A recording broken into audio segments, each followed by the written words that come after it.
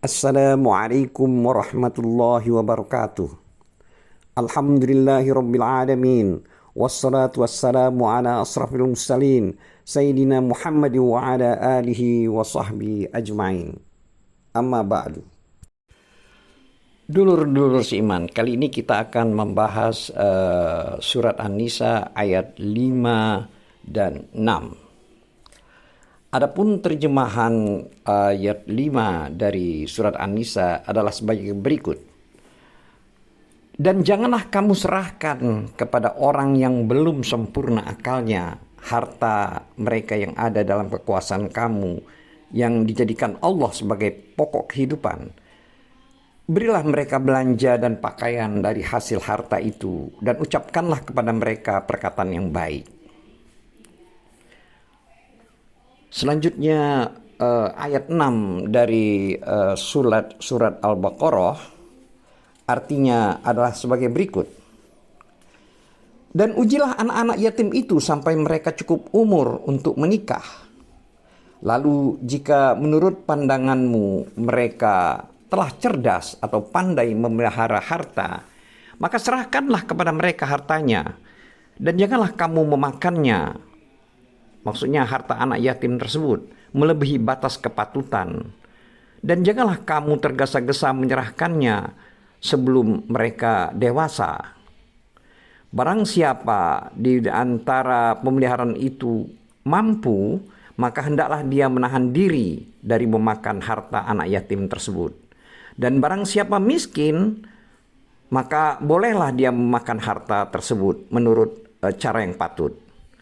Lalu bila kamu menyerahkan harta itu kepada mereka, maka hendaklah kamu adakan saksi-saksi dan cukuplah Allah sebagai pengawas. Surat An-Nisa ayat 5 dan 6.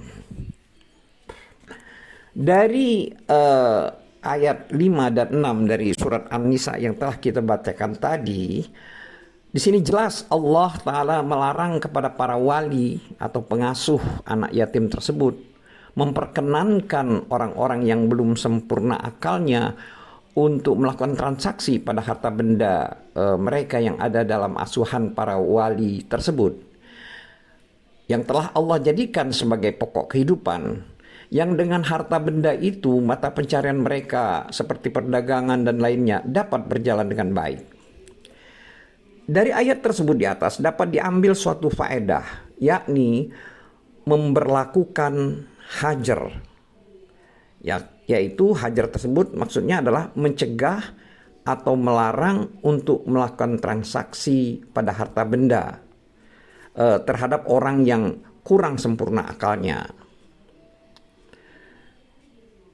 Pemberlakuan hajar atas mereka ini ada beberapa macam. Terkadang hajar itu diberlakukan karena faktor usia mereka yang masih muda, yaitu anak-anak yatim tersebut. Karena perkataan anak kecil akan tidak dianggap. Terkadang hajar juga diberlakukan karena faktor penyakit gila. Misalnya walaupun umurnya sudah dewasa tapi karena akalnya kurang akibat penyakit gila. Terkadang hajar juga diberlakukan karena faktor transaksi yang buruk, baik karena kurang akal maupun karena kurangnya agama dari anak yatim tersebut.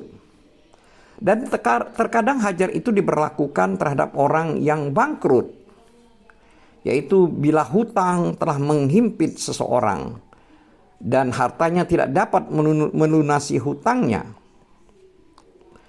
Bila orang-orang yang dihutanginya itu menuntut kepada hakim, maka akan berlaku hajar kepadanya. Maka hakim itu harus memberlakukan hajar.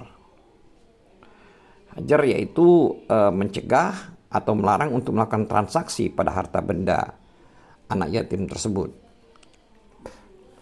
Dulur-dulur seiman, Ibnu Abbas radhiyallahu anhuma berkata berkenaan dengan firman Allah Ta'ala yang artinya, dan janganlah kalian serahkan kepada orang-orang yang belum sempurna akalnya harta mereka yang ada dalam kekuasaan kalian. Ibnu Abbas berkata, mereka adalah anak-anakmu dan kaum wanita.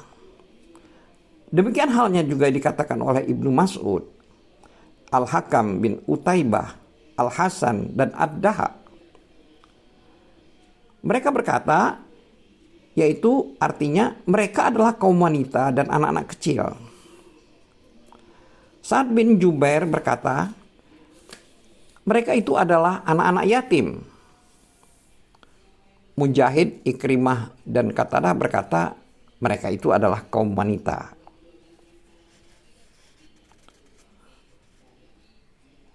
Sedangkan firman Allah Ta'ala selanjutnya yang artinya, berilah mereka belanja dan pakaian dari hasil harta tersebut, dan ucapkanlah kepada mereka kata-kata yang baik. Di sini Ibnu Abbas radhiyallahu anhu berkata, maksudnya adalah yang artinya, janganlah kamu serahkan hartamu dan apa yang telah Allah anugerahkan kepadamu sebagai pokok penghidupan untuk kamu berikan kepada istrimu dan anak-anakmu. Lalu kamu menunggu sambil melihat apa yang tersisa di tangan mereka. Akan tetapi tahanlah hartamu dan pergunakanlah untuk suatu kemaslahatan. Jadikanlah dirimu sebagai orang yang menafkahi mereka, baik berupa pakaian, makanan, maupun rizki mereka.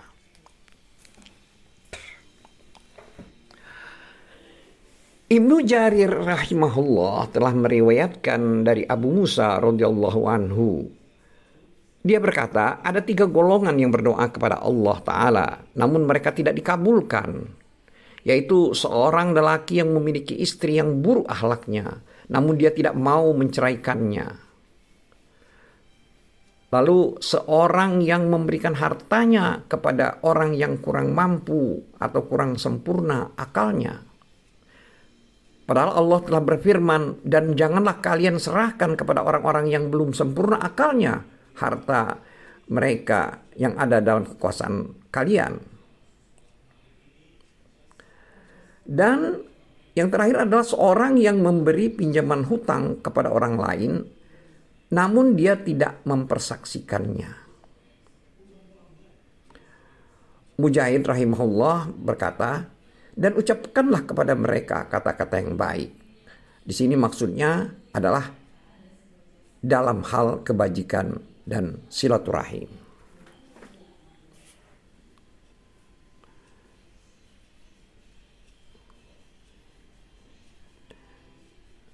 Dulur-dulur iman, ayat yang mulia ini itu mengandung perintah untuk berbuat baik kepada keluarga dan orang-orang yang berada dalam tanggungan, baik dengan perbuatan seperti memberi nafkah berupa pakaian dan rizki atau nafkah, maupun dengan perkataan yang baik dan akhlak yang mulia.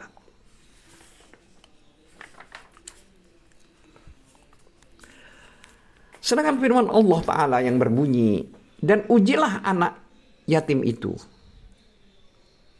Di sini maksudnya, cobalah mereka sampai mereka cukup umur untuk kawin. Mujahid rahimahullah berkata, yang dimaksud dengan ikhtilam atau mimpi basah yang menunjukkan bahwa akil baligh.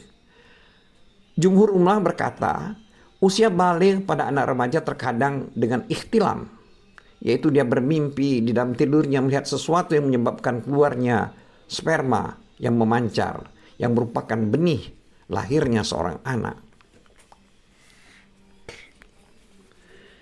Abu Daud rahimahullah telah meriwayatkan dari Amirul Mukminin Ali bin Abi Thalib radhiyallahu anhu. Dia berkata, aku menghafal dari Rasulullah sallallahu alaihi wasallam, yaitu kalimat yang artinya tidak ada yatim sesudah ikhtilam dan tidak ada puasa siang sampai malam hari.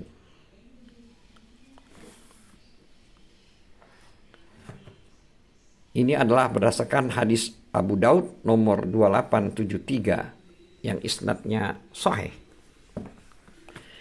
Di dalam hadis lain dari Aisyah radhiyallahu radhiyallahu anha dan sahabat-sahabat lainnya, Nabi Shallallahu Alaihi Wasallam bersabda, yang artinya pena diangkat dari 3 macam orang, yaitu dari anak kecil sampai dia berikhtilam, yaitu mimpi basah, di sini maksudnya akil balik, dan dari orang yang tidur sampai dia bangun, dan dari orang gila sampai dia sadar atau sembuh dari kegilaannya, atau bila dia genap berusia 15 tahun. Sebagai keterangan, perkataan atau dia genap berusia 15 tahun, ini adalah perkataan Al-Hafiz Ibnu Katsir rahimahullah, guna menyambung perkataannya yang sebelum itu, yaitu meriwayatkan tentang pendapat jumhur ulama usia balik anak itu remaja sampai dia dengan ikhtilam atau mimpi basah. Namun bila tidak, maka bila dia sampai genap berusia 15 tahun. Itulah yang tercantum dalam manuskrip Al-Azhar, dan itulah yang sesuai dengan sejalan dengan konteks perkataan. Demikian juga yang tercantum di dalam cetakan Al-Manar.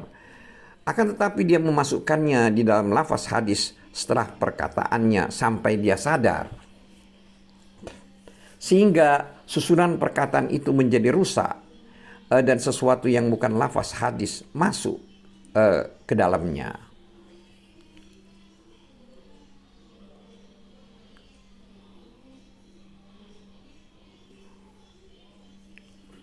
Dulur-dulur iman, mereka mengambil faedah tersebut dari hadis yang tercantum di dalam kitab Sahih Al-Bukhari dan Sahih Muslim dari Ibnu Umar radhiyallahu anhuma.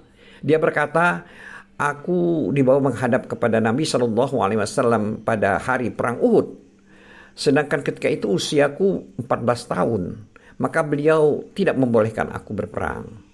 Lalu aku dibawa lagi menghadap kepada beliau pada hari perang Khandaq. Sedangkan ketika itu usiaku 15 tahun, maka beliau membolehkanku berperang. Amirul Mukminin Umar bin Abdul Aziz radhiyallahu anhu ketika mendengar hadis tersebut berkata, sesungguhnya itulah yang membedakan antara anak kecil dan orang dewasa. Jadi maksudnya di sini adalah sampai dia genap berusia 15 tahun. Namun jika dia ikhtilam sebelum 15 tahun, maka ikhtilam tersebut menunjukkan bahwa dia sudah dewasa.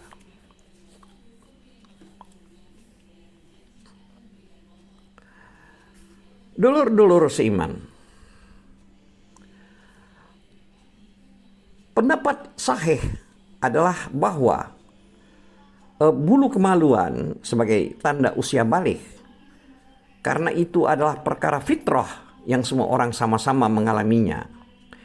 Selanjutnya, As-Sunnah pun telah menunjukkan akan hal tersebut di dalam sebuah hadis yang diriwayatkan oleh Imam Ahmad rahimahullah dari Atiyah Al-Khurazi radhiyallahu anhu. Dia berkata, kami orang Bani Quraizah dibawa ke hadapan Nabi Shallallahu Alaihi Wasallam pada hari perang Quraizah.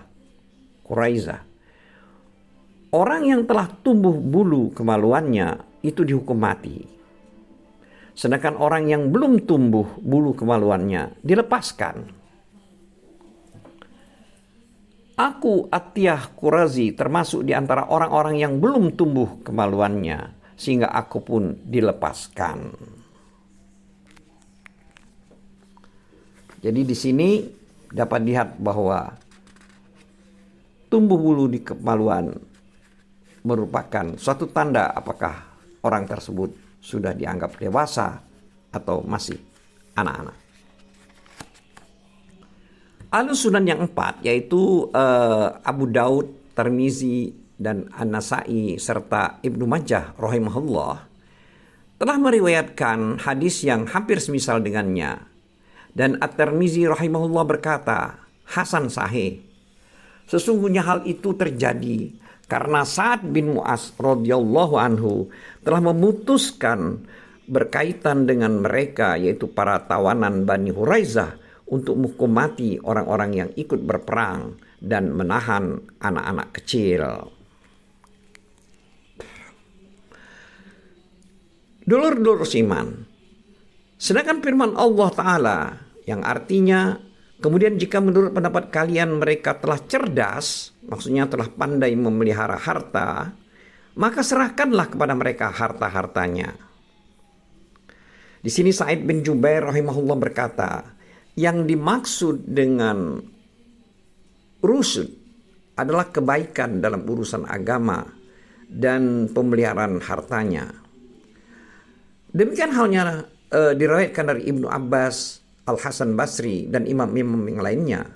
Demikian juga yang dikatakan oleh para ulama fikih, yaitu apabila seseorang anak remaja telah sampai pada usia yang baik dalam urusan agama dan hartanya, maka pemberlakuan hajar dicabut dari dirinya, sehingga hartanya yang ada di tangan walinya boleh diserahkan kepadanya. Adapun firman Allah Subhanahu wa ta'ala yang artinya, dan janganlah kalian makan harta anak yatim lebih dari harta batas kepatutan, dan janganlah kalian tergesa-gesa membelanjakannya sebelum mereka dewasa. Maksud dari kalimat dari ayat tersebut di atas adalah Allah Subhanahu wa ta'ala melarang memakan harta benda anak-anak yatim tanpa adanya kebutuhan yang darurat secara israf atau berlebihan, dan bidaran atau tergesa-gesa membelanjakannya sebelum mereka mencapai usia baligh atau dewasa.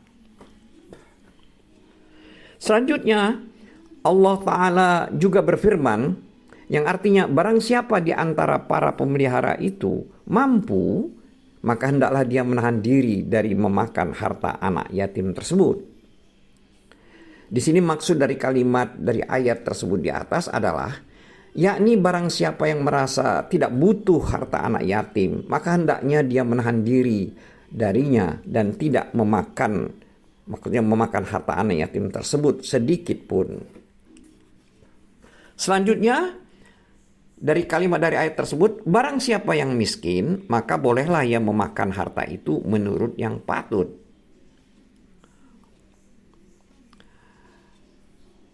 Al-Bukhari rahimahullah meriwayatkan dari Aisyah radhiyallahu anha bahwasanya ayat itu, yang maksudnya ayat yang kita bicarakan di atas, itu turun berkaitan dengan wali anak yatim bila dia adalah orang yang fakir. Sesungguhnya dia boleh makan harta anak yatim tersebut sebatas pemeliharaan yang dia lakukan terhadapnya dengan cara yang ma'ruf. Imam Ahmad rahimahullah meriwayatkan dari Amr bin Shu'aib, dari ayahnya, dari kakeknya radhiyallahu anhum, bahwa ada seseorang bertanya kepada Rasulullah SAW. Dia berkata, aku tidak memiliki harta dan aku sekarang sedang memelihara anak yatim. Maka Nabi SAW bersabda, makanlah dari sebagian harta anak yatimmu tanpa berlebih-lebihan, tanpa menghambur-hamburkannya, tanpa mengumpulkan hartanya, dan tanpa menahan hartamu. Atau beliau juga bersabda, kamu menebus hartamu dengan hartanya. Hadis ini juga diriwayatkan oleh Ibnu Hatim, Abu Daud, An-Nasai, dan Ibnu Majah rahimahullah dengan lafaz yang hampir serupa.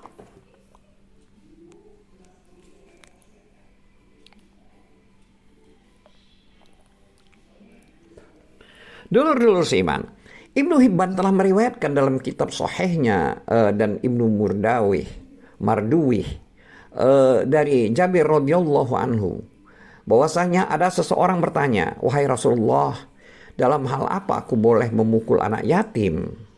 Maksudnya yang ada dalam pemeliharaanku. Nabi SAW bersabda, sesuai yang biasa kamu berlakukan pada anakmu sendiri. dan kamu tidak menahan hartamu dengan hartanya dan tidak mengumpulkan harta darinya.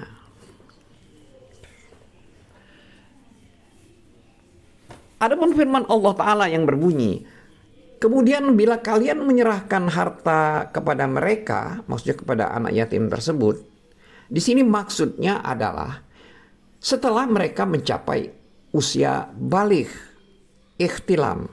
Jadi setelah mereka mencapai usia baligh atau mimpi basah dan mendapat kecerdasan dan kepandaian dalam memelihara harta, maka saat itulah kalian harus menyerahkan kepada mereka harta benda mereka yang ada di tangan kalian.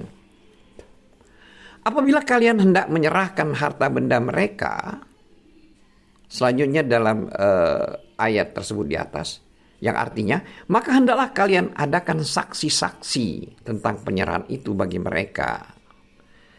Jadi maksud dari kalimat dari ayat ini ialah perintah Allah Ta'ala kepada para wali anak yatim tersebut, hendaklah mereka mengadakan saksi-saksi atas anak-anak yatim tersebut bila mereka telah mencapai usia baligh dan mereka telah menerima harta benda mereka dari kalian, agar tidak terjadi dari sebagian mereka penentangan dan pengingkaran terhadap apa yang telah mereka terima dan yang kamu serahkan. Selanjutnya Allah Ta'ala berfirman, yang artinya, dan cukuplah Allah sebagai pengawas atas persaksian itu. Maksud dari kalimat dari ayat ini adalah cukuplah Allah Ta'ala sebagai penghitung, saksi, dan pengawas terhadap para wali pada saat mereka memperhatikan anak-anak yatim itu dan pada saat mereka menyerahkan harta benda tersebut. Apakah harta benda tersebut diserahkan dalam keadaan lengkap dan sempurna, atau mungkin dikurangi, dirugikan, atau dicampur adukkan, atau dirubah perhitungannya dan dipalsukan? Urusan-urusannya Allah Ta'ala mengetahui akan semua hal itu. Oleh karena itu, diriwayatkan dalam kitab Sahih Muslim bahwasanya Nabi SAW bersabda, yang artinya, wahai Abu Dzar, sesungguhnya aku melihatmu orang yang lemah, dan sesungguhnya aku menyukai bagimu sebagaimana aku menyukai bagi diriku sendiri.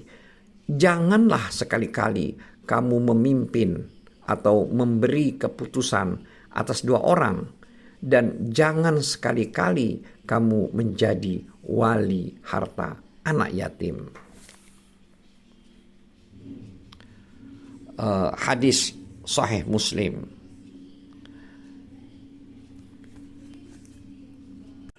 Wallahu a'lam bissawab. Wabillahi taufiq wal hidayah. Wassalamualaikum warahmatullahi wabarakatuh.